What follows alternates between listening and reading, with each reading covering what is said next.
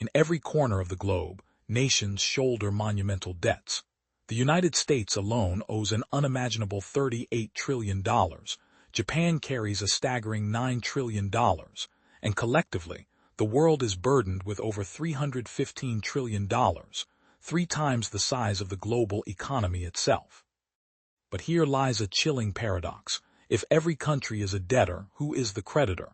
Who, in fact, holds the claim to this vast ocean of money owed? The answer defies intuition. Trace the threads of debt, and one discovers that the world effectively owes money to itself. Yet behind this dizzying dance of debt stands a hidden architecture, a design meticulously crafted over 3 centuries by 4 men, 4 powerful bankers. Their blueprint was masterful. Create a system where debt is eternal, where governments are forever borrowers, and where the flow of interest never ceases its ascent, enriching a select few who set this trap. This is no mere theory or conspiracy whispered in shadowed corridors. This is documented, irrefutable history. These architects forged mechanisms, publicly recorded, retraceable, designed not to solve debt but to perpetuate it. Understanding this blueprint reveals why $38 trillion in American debt, or the similarly vast sums held worldwide, is not a crisis needing resolution. It is, instead, the system functioning precisely as intended. Let us delve into the 4 moments where the debt trap was engineered, and the men whose ideas locked every government within its unbreakable chains. Our journey begins in England, 1694, a time when monarchs borrowed money the old-fashioned way. Turning to personal contacts, merchants or nobles, promising repayment plus interest. When monarchs failed, they defaulted, creditors absorbed losses and moved on. The system was harsh but finite. Debt was temporary, either paid off or forgiven, and so the financial tide occasionally ebbed. But then came a Scottish visionary, William Paterson. A merchant and financial schemer by nature, Paterson sought fame and fortune through finance but met failure repeatedly. England was embroiled in costly wars against France. King William III faced an emptied treasury. Traditional lenders, remembering past defaults, refused new loans. The war effort faltered without funds. Paterson's proposal was revolutionary. He promised to organize capital from wealthy merchants, about £1.2 million, roughly equivalent to $300 million today, but with a twist. The principal would never be repaid. Instead, the government would pay 8% interest annually, forever. And to manage this arrangement, Paterson conceived the Bank of England. This innovation unfolded like a well-choreographed mechanism. Merchant lenders deposited gold to the Bank of England. The bank, acting as an intermediary, lent this gold to the government. The government, drawing from tax revenues, paid interest to the bank. That interest was then passed on to the merchants who financed the loan. The principal, it was permanent debt, never to be repaid. Why accept such terms? Because Parliament guaranteed the interest payments, backed by the power to tax the citizens. As long as England stood, the money flowed. Bank of England notes, currency backed by these government IOUs, could be traded freely, often considered more valuable than gold because they generated interest income. Parliament swiftly approved this model. War funding was secured. And for the first time in history, national debt became a permanent fixture. Paterson's scheme was more than brilliant. It was an astonishing transformation in the nature of debt and money itself. The government's obligation became an annuity, paying a constant annual stream of interest without reducing the principal. Merchants had essentially purchased a state-backed perpetual income. If they wanted liquidity, they sold their banknotes to others. The debt was transferable yet indestructible, but Paterson's real genius was the creation of money out of debt. The banknotes issued by the Bank of England were claims on this perpetual debt. The more the government borrowed, the more banknotes could circulate. This was the template for modern fiat money. Government IOUs become currency, backed not by gold but by debt obligations. This mechanism was a double-edged sword, a banker's masterpiece but a taxpayer's nightmare. Governments would now borrow endlessly, paying interest forever on sums they never repaid. Debt stopped being a problem to solve and evolved into a system's foundation. Within 5 decades, every major European power had copied the model. France issued the bond gain rule. The Netherlands institutionalized state debt. And by the 1790s, the young United States, under Alexander Hamilton's direction, adopted nearly the same framework. Hamilton, echoing Patterson's vision, embedded permanent debt into the American financial system. Bonds issued to fund government expenses were traded as assets, carrying interest paid from tax revenues. When Patterson died in 1719, he wasn't rich, but his creation endured, quietly ensnaring governments into binding, permanent debt for centuries to come. If Patterson laid the foundation of the debt trap in 1694, what followed would accelerate and tighten the grip.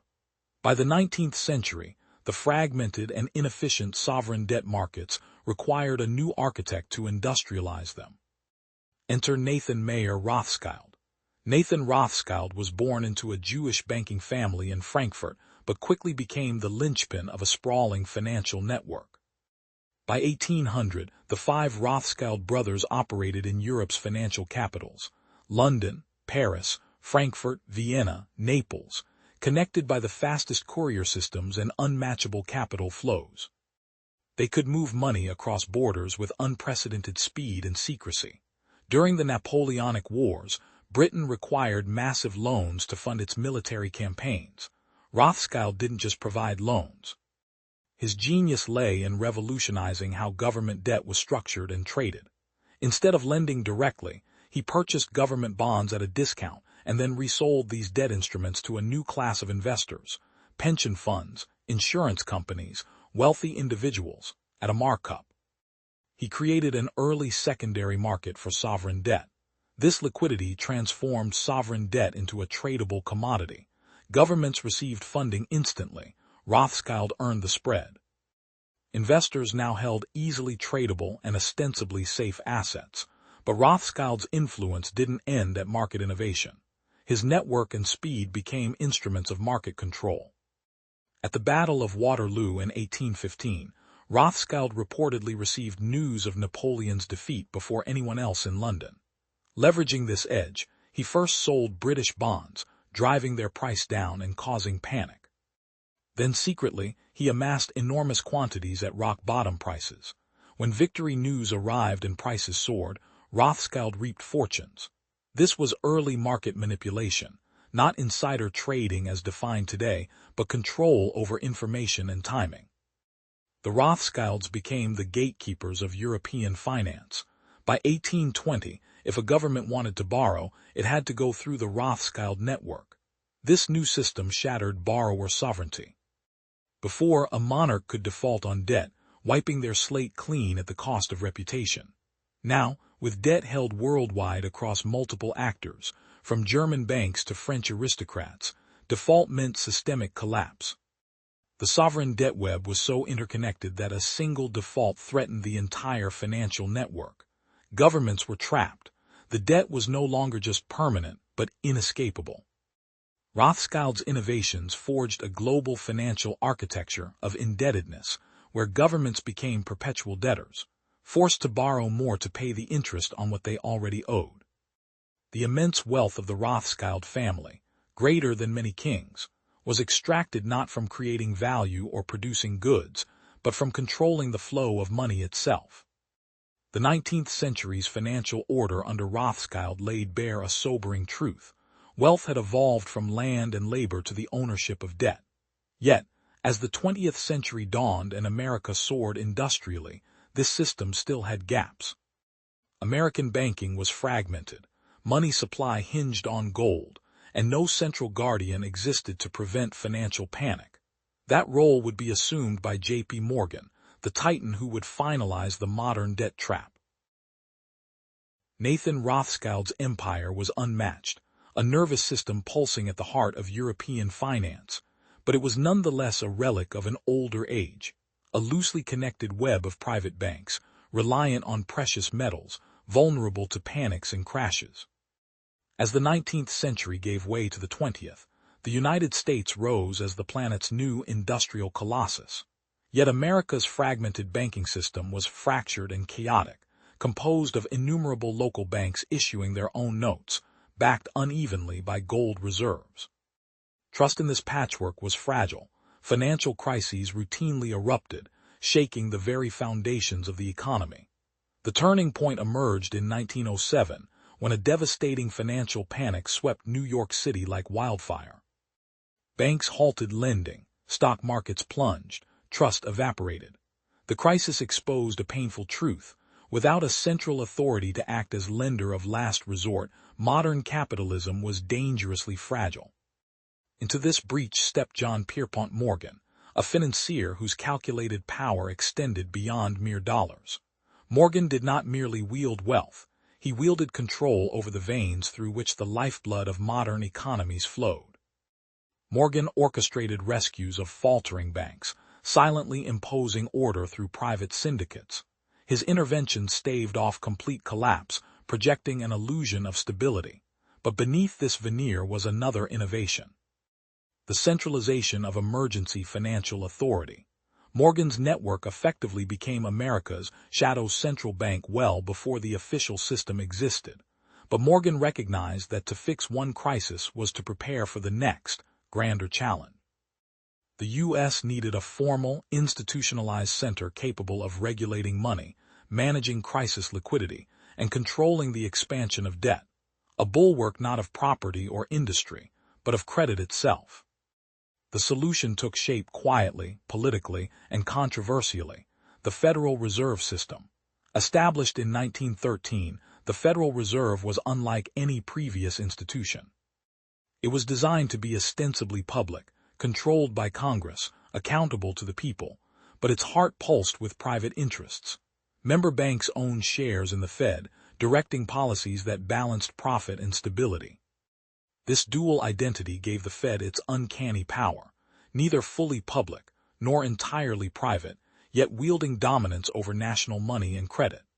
The Federal Reserve became the engine of the modern debt trap, a system where government and banks alike could borrow endlessly, with the central bank regulating the supply of money through debt instruments called government securities. By buying and selling these securities, the Fed controlled interest rates and liquidity, managing economic booms and busts, while ensuring that debt levels could perpetually ascend without triggering collapse. An unsettling cycle took hold.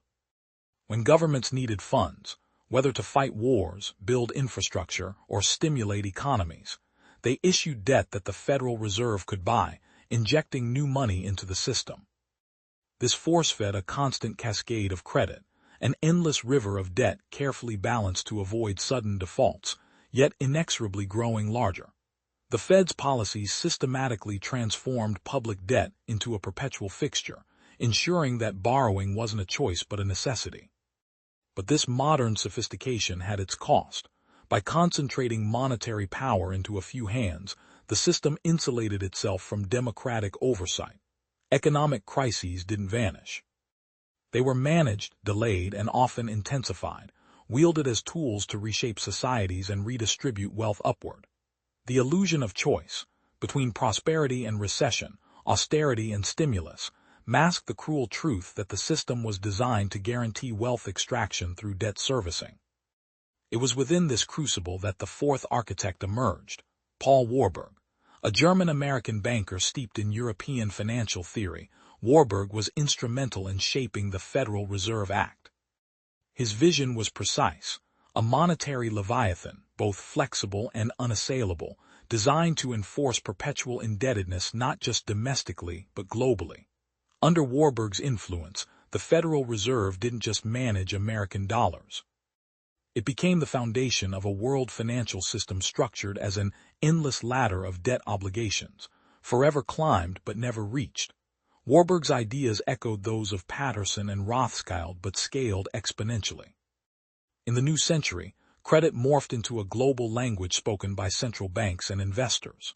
Sovereign debt markets intertwined, derivatives propagated, and complex financial instruments proliferated, each layer further embedding nations into a web where debts could never be fully untied. What started as a British mechanism for wartime borrowing had evolved into an international architecture of financial bondage.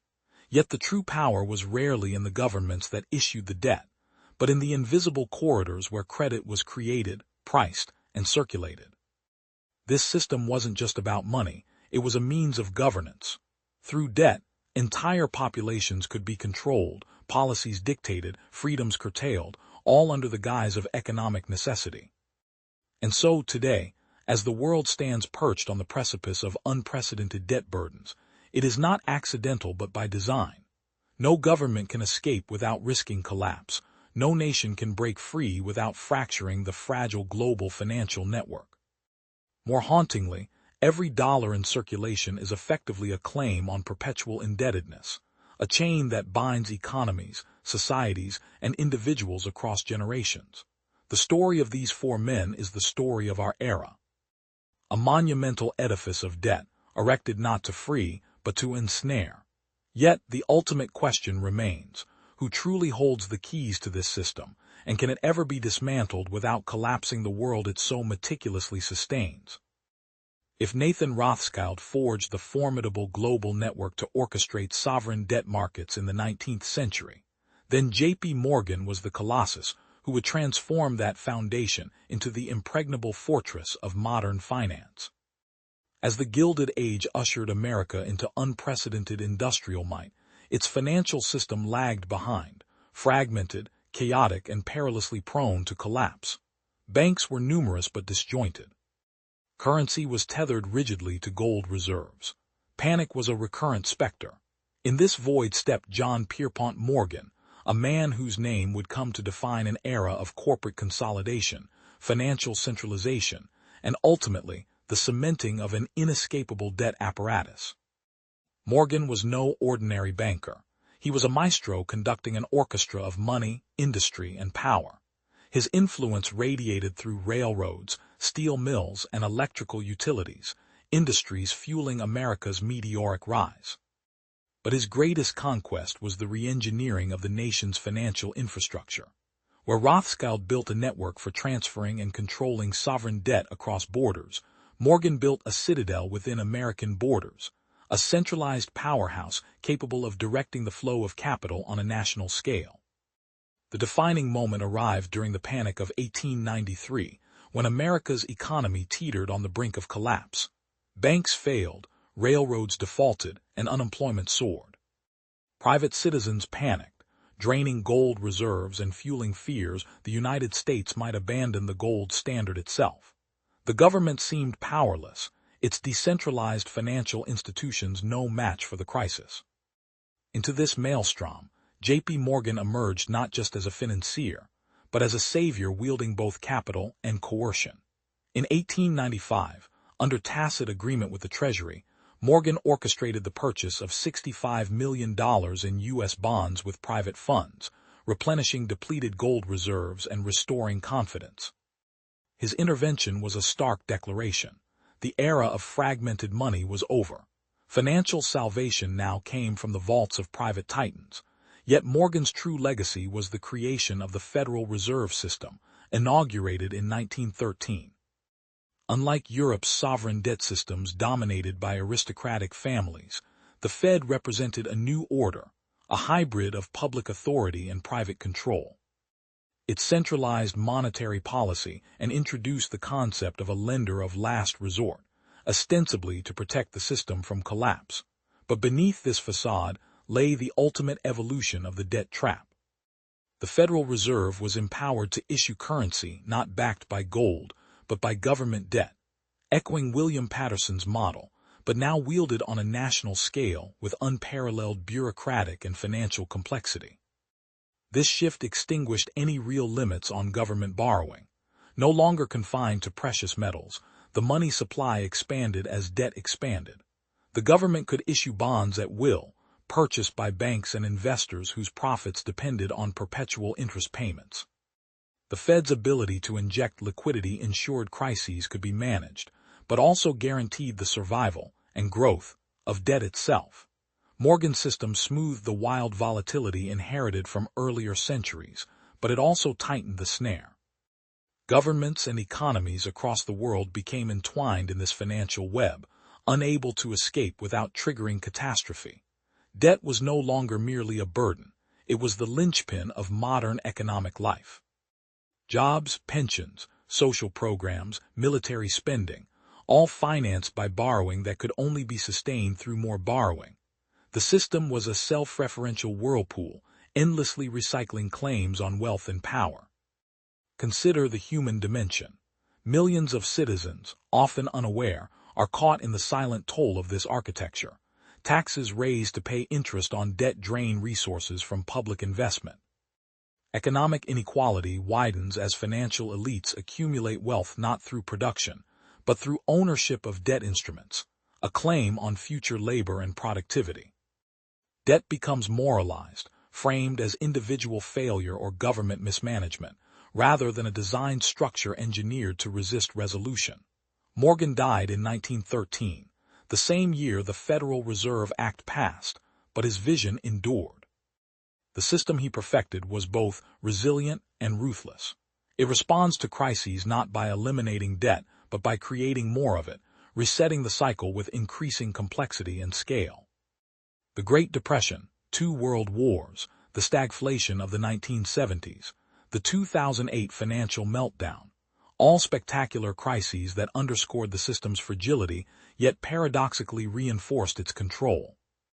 The blueprint is clear. Debt is not a problem to be solved but an engine of control. Governments borrow to pay interest on past debts. Central banks control money supply. Investors profit through servicing this chain. The average citizen remains trapped, their economic freedom curtailed by obligations invisible but omnipresent. And now, in the 21st century, what we witness may be the ultimate test of this design. The global financial system, more integrated and indebted than ever, faces unprecedented challenges. Climate catastrophe demanding colossal investment, rising geopolitical tensions threatening fiscal stability, and technological upheavals reshaping labor and capital. Yet attempts to fix the system, quantitative easing, austerity measures, stimulus packages, are echoes of the same pattern. They offer temporary relief but reinforce the cycle, binding us tighter within the trap's coils. Is there a way out? Can societies reclaim sovereignty from a system engineered to perpetuate indebtedness and concentration of wealth? Or are we destined to inhabit a world where money is no longer a means of exchange but a perpetual claim on life itself? As the architects of this system drew blueprints in centuries past, perhaps today's historians and economists must decode them fully, not just to understand, but to envision freedom beyond debt. We stand at a precipice, gazing into a future shaped by the decisions of a few who long ago designed a system no one thought to escape. What comes next may depend on unraveling what has been woven into our very financial DNA. If the Rothschilds solidified the blueprint of perpetual national debt and global financial dominance, J.P. Morgan would forge its modern incarnation, a towering colossus bridging fragmented markets and wielding unprecedented institutional power. America at the turn of the 20th century was a nation exploding in industrial might, its factories churning steel, oil, and rails at breathtaking pace. But beneath this roar of progress lay fault lines. Banking was a chaotic patchwork, regional and disjointed. Crises erupted frequently. Panics in 1873 and 1893 had shown the fragility of finance. And money supply was shackled to the gold standard, constraining liquidity.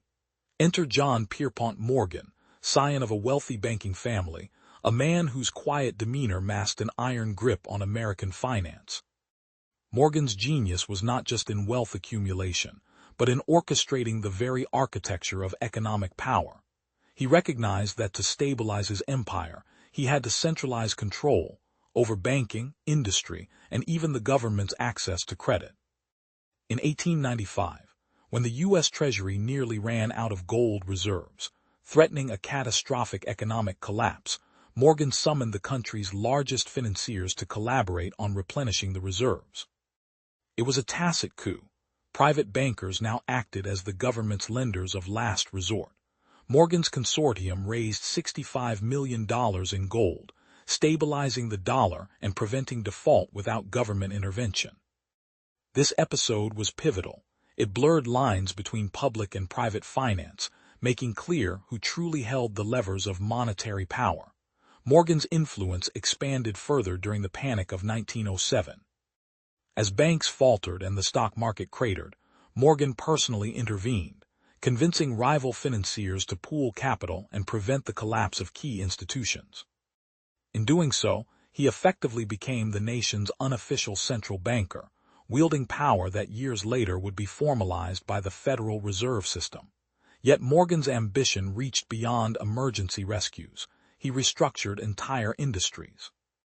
Railroads, steel, and electrical companies became his instruments, consolidating economic power under his control. Through this vertical integration, Morgan wasn't merely lending to governments now ensnared in their own debt. He was creating monopolies that dictated the flow of goods, capital, and credit across the nation. Morgan understood debt not as a burden, but as leverage, a tool to capture economic lifeblood. Governments bowing under enormous debts were effectively at the mercy of financiers like him, their policies shaped by the conditions imposed by creditors wielding permanent claims on public finances. Morgan's system transformed debt from a peril into an apparatus of control, where repayment was a continuous stream, never an end. By 1913, this power found a new institutional home, the Federal Reserve. Conceived with input from Morgan and other elite bankers, the Federal Reserve was more than a central bank. It was the ultimate mechanism ensuring that debt, credit, and money supply remained under the stewardship of private finance, with government as a perpetual borrower and taxpayer ultimately on the. But there was a paradox at work. While the Federal Reserve stabilized markets and modernized banking, it entrenched a system where governments perpetually ran deficits, issuing treasury bonds bought by the Fed and private banks alike. The money in circulation was born of government debt, an endless cycle where lending created money, and money created more debt. This foundational shift was a momentous departure from centuries past. The Rothschilds had globalized debt, creating international webs next to fragile monarchies. Morgan nationalized and industrialized the system, embedding it within democratic republics and emerging superpowers. Debt became not just permanent but increasingly invisible, a silent tide beneath the ostensible prosperity of modern economies. Yet with each credit expansion and government bond auction, the trap deepened. Citizens perceived money as a neutral medium, unaware it was always borrowing from future labor. Interest payments extracted wealth quietly, funds that could have built roads, schools, or healed wounds instead flowed upward, enriching a narrow class insulated from economic volatility. The question then emerges: how much freedom exists when your money is debt issued against your own future productivity?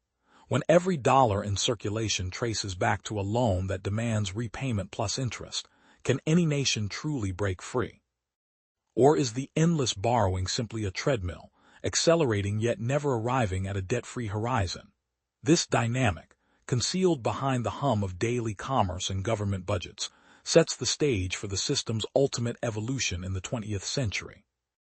The next architect would transform this invisible mechanism into a global leviathan, entangling not just governments but corporations, individuals, and entire societies in a debt web that defines modern life.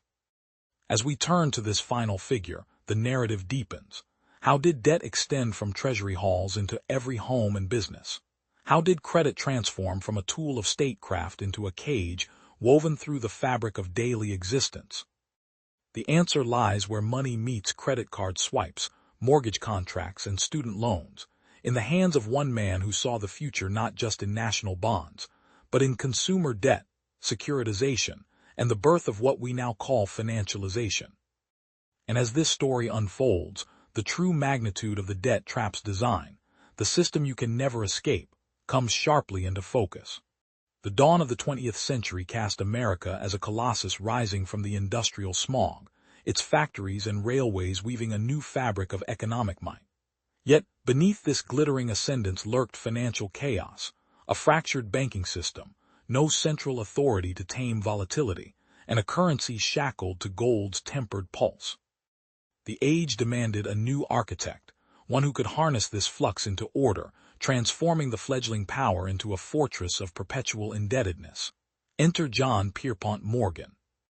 Unlike his predecessors who operated from behind closed doors with sovereign debt, Morgan was a titan of industrial finance, a man whose reach extended deep into railroads, steel and coal, arteries of a modern economy. By 1907, he had become the unchallenged maestro of American finance. Yet, what defined Morgan was not merely wealth, but power, an almost sovereign command over the nation's financial pulse. The panic of 1907 exploded like a bomb through the fragile banking landscape. Trusts collapsed, stock markets crumbled, and panic-stricken savers withdrew funds en masse. Banks failed. Without a central bank, America's system teetered on the brink of collapse. Morgan stepped in, not as a savior but as a gatekeeper of the dying system. He orchestrated brokered bailouts, pooling capital from his vast network to stabilize failing banks. Government intervention was minimal and reactive. The message was clear. The nation's financial lifeline was now tethered to Morgan's decisions, but this intervention was no act of altruism. It was consolidation, centralizing control over the currency and credit supply without the transparency or democratic oversight of a central bank. Morgan's role underscored an emerging truth. In modern finance, power resided less in governments and more in those who controlled liquidity, credit, and the means of debt enforcement. From Morgan's intervention, the foundation was laid for the Federal Reserve System in 1913. This complex institution was designed to act as the ultimate lender of last resort, a guardian meant to lead American finance from chaos into stability. Yet, beneath its polished exterior, the Fed was infused with the DNA of the architects before it, a mechanism for perpetual borrowing, an engine geared to never extinguish debt but to manage and expand it. The Federal Reserve introduced a financial alchemy. Vast quantities of Federal Reserve notes could be issued, expanding the money supply without a corresponding increase in gold reserves. Government debt was now seamlessly intertwined with the very currency that fueled everyday transactions. The issuance of money became issuance of debt, carrying interest that must be serviced eternally, a dynamic that would embed America, and by extension the world, into an inescapable cycle.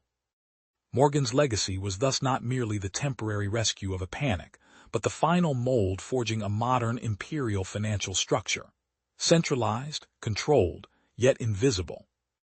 Debt was no longer just owed to distant monarchs or bankers. It was owed to a network of financiers, institutions, and central banks entwined in a system that would perpetually expand it. This enforced indebtedness transcended mere economics. It became an ideology, a belief in endless growth fueled by borrowing, where deficits were not just tolerated but encouraged, the national debt rebranded as an investment in the future. Yet beneath this veneer lay a profound tension. Eternal debt demands eternal expansion, but economies are finite, bound by resources, labor, and social capacity. As global power gravitated increasingly towards this American-centered system, new players would emerge. Banks, governments, and multinational corporations entwined in a web where credit is power, and debt is the shadowy chain binding nations and citizens alike. The system that Patterson, Rothschild, and Morgan engineered transformed mere accounting entries into tools of domination, carving society into perpetual debtors and perpetual creditors, sustained by the promise of growth and prosperity that, at times, haunts more than it delivers. But with this modern debt architecture firmly in place, cracks began to show. The Great Depression would expose vulnerabilities. Post-World War complexities would stretch limits. Political movements would rise and fall around the debt question, and looming beyond it all was a question that haunts us still. Within this cycle of debt that governs the world, who truly holds the power to break free? Or is this system a cage, designed with such sophistication that escape is impossible? The final lies ahead, a story of new architects, of covert power, and the forces still shaping global finance today. The system is not static. It evolves, and with every evolution, the stakes grow higher.